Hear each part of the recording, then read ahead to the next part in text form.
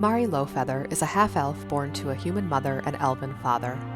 Raised by her mother, Alyssa, in their small northern village, Mari had an idyllic childhood. Her mother was beloved in the village because their family had lived there for generations and were healers.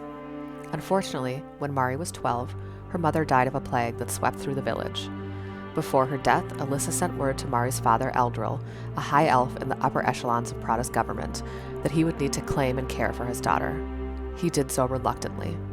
For the next 7 years, Mari would live with Eldril in the capital city of Lux, suddenly feeling out of place for the first time in her life. He ensured she was trained in sword fighting in the hopes that she would bring honor to his house. After enduring those years of disdainful looks from the other elves who could not accept that she was one of them, and from her father, for whom she was never quite good enough, she was determined to strike out on her own. With her sword skills from her father and her knowledge of healing from her mother, she pledged to protect innocents and outcasts wherever she went. After 8 years of wandering, she found herself in Beggar's Rock, and in the company of a group of misfits like her. While there have been some bumps in the road, Ori's death and resurrection, tensions with Corvus shortly thereafter, for the first time since her childhood, she felt she belonged.